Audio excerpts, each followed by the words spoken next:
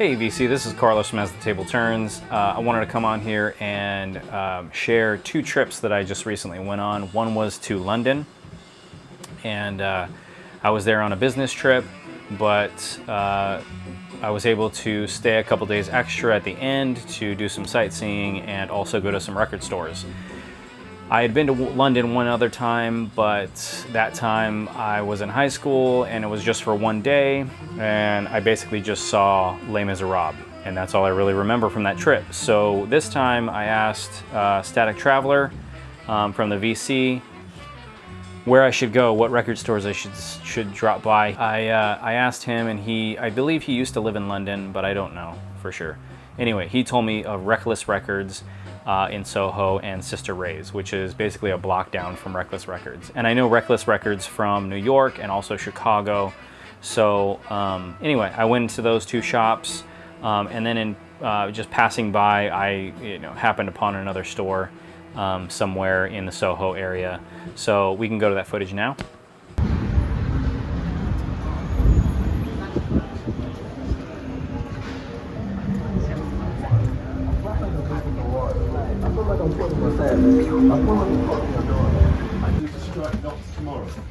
No, there's one tomorrow. There's gonna be a tube strike next Friday. Right.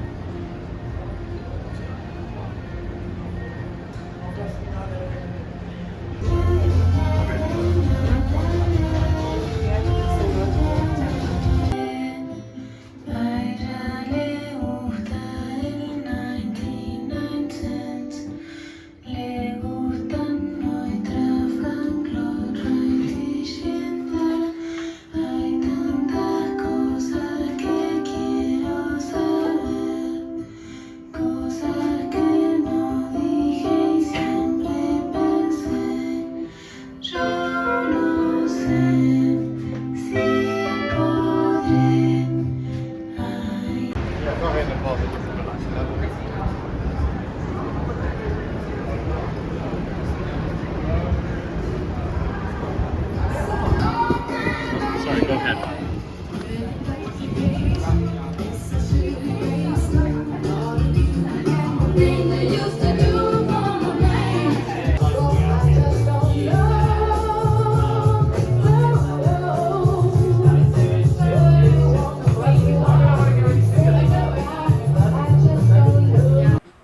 Before we go any further, while the song fades away, this is what we're listening to right now, Unity. Just barely getting around to listening to this right now. But it was a recent classic series release from Blue Note Records. But amazing. People always talk about the cover, how the cover is amazing, and it is. So, yeah. Definitely happy to have this. Yeah. Listening to that, enjoying that. I already listened to Adam's Apple, which was the other release that came next to Unity. So anyway, back to the story. I stopped, the first shop that you'll see in the footage is Reckless Records, and I stopped in there. And so yeah, let's look at those records that I got from there. Basically, just spent a couple hours in there just searching around, looking in different bins and everything. It's not a big store. They had a lot of stuff on the wall that was kind of interesting. But the one thing that I definitely saw that I wanted to leave with was the Bob Dylan Basement Tapes Raw, the bootleg series. So went ahead and got that. This is my favorite record. I wouldn't scratch that. It's not my favorite Bob Dylan record, but it's one of my favorite Bob Dylan records, especially because I love the band so much and I enjoy their collaborations. So really wanted to get this. Hadn't seen it anywhere. It's kind of hard to find from what I've seen. And the price was pretty good. You know, it was 50 pounds, which basically like 60, 65 bucks or something like that. So, pretty good price on that one.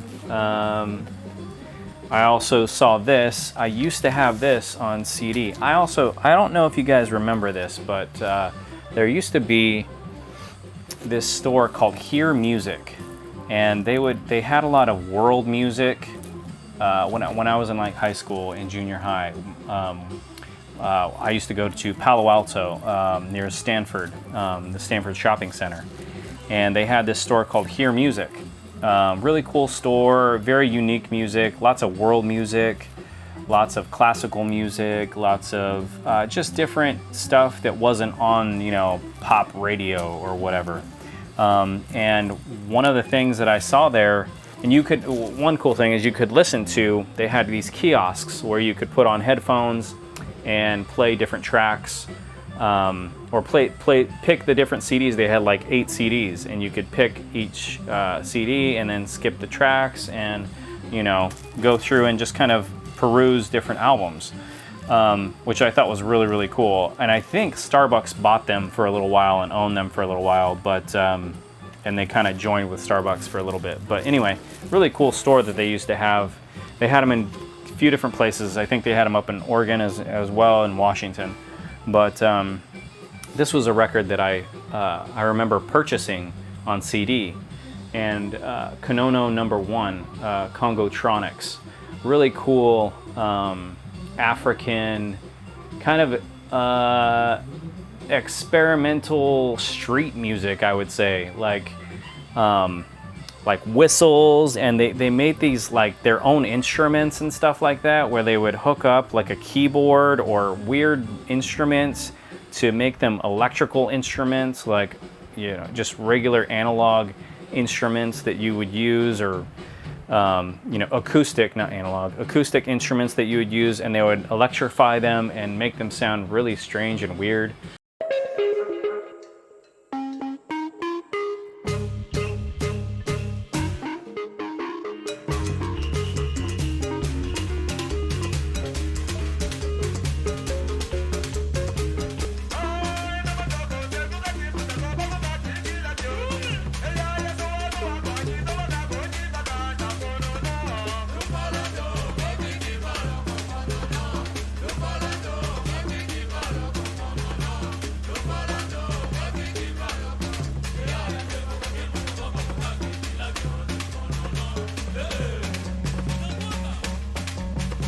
But very cool record, Konono No. 1. I think that's how you say it, Congotronics.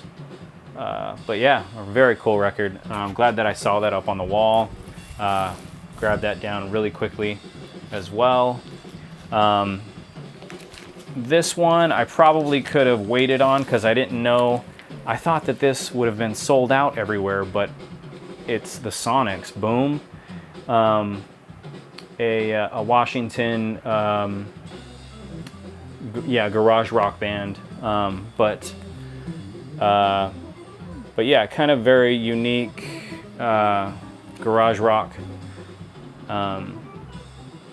Washington band. Anyway, I don't know a whole lot about them. I'm not going to pretend that I do, but I've listened to the music, and I really enjoyed it, so I wanted to pick it up, and I saw it there, and I was like, I thought it was kind of, because it for a while, the originals for this go for lots of money, so I thought the reissue was, you know, out of print, but as well, but it's not, so I could have gotten that back in the States, but anyway, I picked it up. This is another one that I could have picked up in the States, but actually looking on Discogs, this one's actually harder to get, MC5s, and it's the Rhino reissue, so cut from the original Analog Master tapes, at least that's what it says, so hopefully they're not lying. Anyway, so I can pick that up as well. Then I went to Sister Ray's. I really didn't see anything there that I needed to leave with. there was great stuff there, but it was kind of like they had some of the same stuff that Reckless Records had, and then they had some different stuff. But anyway, so those were the ones that I picked up from Reckless. This is one of the little things, kind of goes in the down in the side here like this when you see them up on the wall. Anyway, very cool. It was great talking with the guys in there. Yeah, had a great time just perusing both of those stores. Then when I was walking around, I stumbled upon another store, which I showed the video of already. Prices were a little, they had a lot of used vinyl, which Reckless had some used vinyl and Sister Ray had some used vinyl. Sister Ray was more new stuff, though, I believe. Reckless had some used vinyl. Yeah, the other store, I forget what it was called, but very overpriced. And then I actually popped by one really cool place. If you're ever in London, I mean, everybody else probably already knows this. I'm probably the only one that didn't know, but Camden Town. Nobody really told me to go to Camden Town until I'm a video producer, so I was there. That's the work there that I was doing there, and one of the camera ops. I asked him, hey, I got some extra days, what should I do? You know, and he told me, go to Camden Town. That's a really cool place. So I went to Camden Town, had no idea what Camden Town was, but definitely seems like a Haight Street or Kensington Market in Toronto, but like on steroids. Like it's like blocks and blocks and different market places that you can walk into and stuff like that. In Camden Town, a really cool, funky place.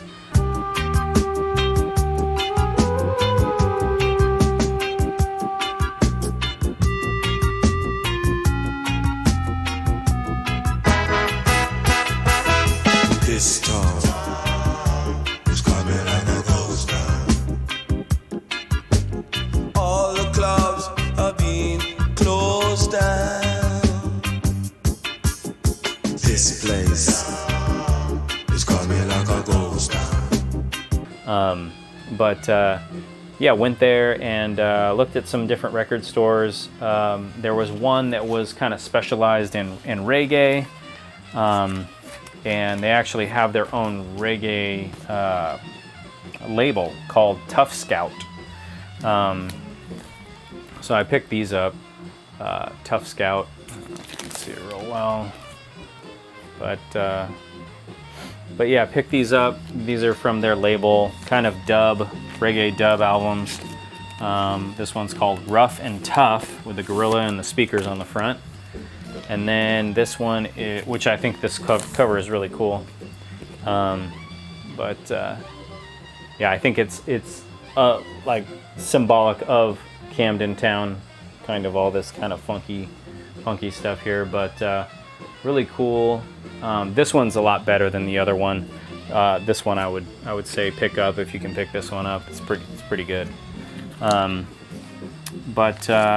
Picked both of those up, and then also picked up a jazz album that they had there because it was just a good price.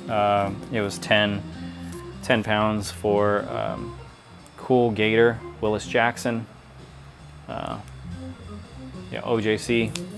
So, you know, probably 12, 15 bucks for that, which is good. Good deal. Anyway, so that was pretty much my London trip. I also stopped by Apple Studios, of course, on Savile Row. I think it's 3 Savile Row. And took some pictures there. It's an Abercrombie & Fitch. It wasn't even open at the time. It would have been cool to kind of at least walk inside and be inside the building, you know, but wasn't able to do that because it was closed. And then also went to Abbey Road Studios, of course, up in is it Westminster? I forget what borough it is, but anyway, but yeah, I went up there, Abbey Road. we'll show some footage of me walking across Abbey Road.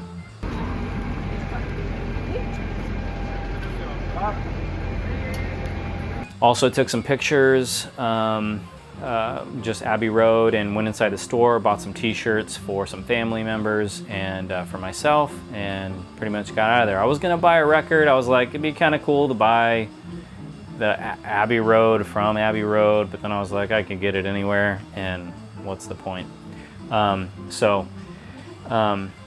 Anyway, great trip, fun trip. Oh, I also stopped by Ronnie Scott's. I wanted to pass by there and take some pictures of just the outside. I did check to see who was playing, to see if I wanted to stop by for a show at night, but nobody that I knew, and I checked them out online and they were okay. The drummer was really amazing from the band, and I forget the band right now, but it was like a 19-year-old kid that, yeah, just this prodigy, but amazing drummer. But yeah, that was pretty much it. I can also show some, I might show some pictures. I might not show some pictures of just sightseeing in London.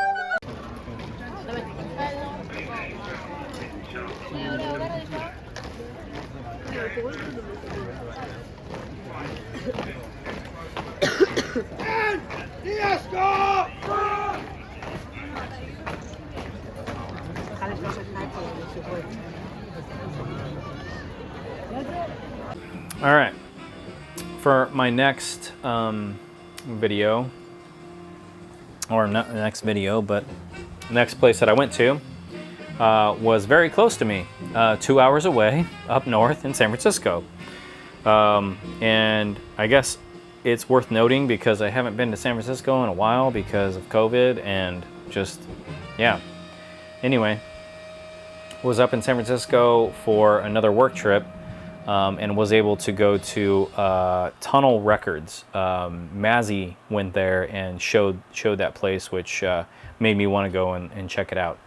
I gotta flip the record. Anyway, like I was saying, Mazzy had went to Tunnel Records on one of his trips and showed that place. And I wanted to go in there and just check it out and see what they had. I guess they bought the Warren Keep News collection. So they still have some of that stuff there, and you'll know, the guy at the counter was like, you'll know it because it's sealed still. A lot of the OJCs that are still in there are sealed. There was a Hampton Hawes trio on Contemporary that I didn't pick up. Might still be there if you want to go and get it. Hampton Hawes trio, OJC. They had a Paul Gonsalves, I forget the name of the record. But it's him. He's kind of leaning back on a couch or something like that. But I've checked that record out. Great record. So is the Hampton Hawes trio. Anyway, both of those were sealed. So he was like, both of those are from the Warren Keep News collection. And there were other ones that were open that he said were from the Warren Keep News collection. He would tell me which ones. But anyway, I went there and checked that out. Great selection of world music, great selection of, this is kind of world music, but I always separate it because I'm Latin, so Latin music. Great selection of jazz, reggae, hip hop. I didn't really look at any of the rock or any of that stuff, but yeah, right off the bat, like they just have the international world section right up front. With a jazz next to it, so I was there for a long time. Then I went and checked out their wall of records, which they had tons of Blue Notes, first first OGs that were, you know, $100, $200 up on the wall. They did have one Latin record that I wanted to pick up. I've talked about him a lot, Israel Cachao Lopez. It's his very first record, and it's super rare. You can't find it anywhere. I'm really wanting to call them and see if they'll do an over-the-phone transaction, but it was a $100 record, and I just didn't want to pay that at the moment. But yeah, it's his very first record. I'll show the cover here. Anyway, so yeah, really cool store. And anyway, went in there, talked to the guy. It was basically just me and him for a long time in the store, just talking, and yeah, just had a fun experience. I don't know what area or community that you would call that it's in. Mazzy probably knows, but records that I purchased when I was there that I saw. Finally, I had like 20 records in my hand. I had to dwindle it down and come down to just a few. And so I picked up one Latin record, which was Larry Harlow, Heavy Smokin'. And I also, because I was there and I was the only one there, I just sat there and listened to different records on their machine, so on their turntable that they had there. So it's a Fania record, Larry Harlow. He actually just passed away not too long ago, probably a few months ago. Yeah, Heavy Smokin', really cool record. I don't know if the reason why I picked it up is because I don't know if Fania will ever reissue it or not. They may, but I don't know. So I've always wanted this record, the Jazz Messengers, at Cafe Bohemia. This is volume 2. This is a direct metal master version, monaural.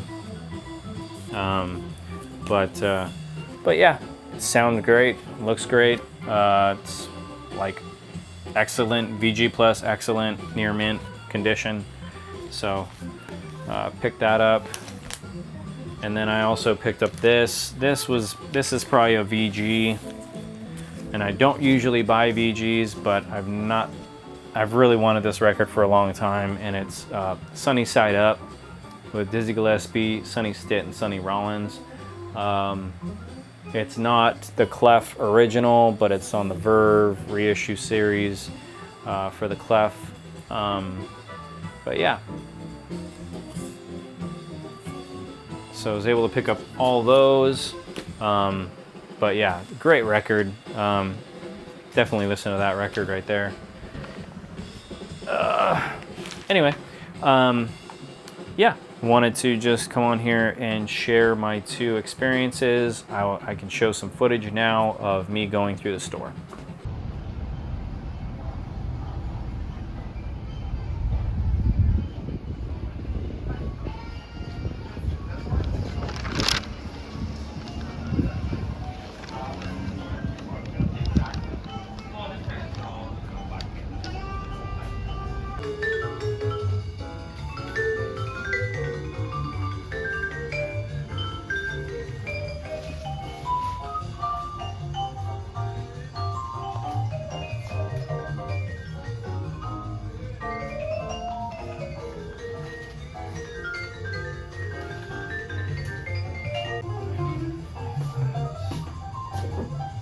Are those Jerry, those Grateful Dead posters, are those real? The Fillmore one? I lost this collection. No, is it? Yeah, I have these old Jerry ones are all Grateful Dead. Yeah, those are from his collection. He just kind of started framing them. We had a lot of white space, and he's trying to gradually winnow it down, I guess.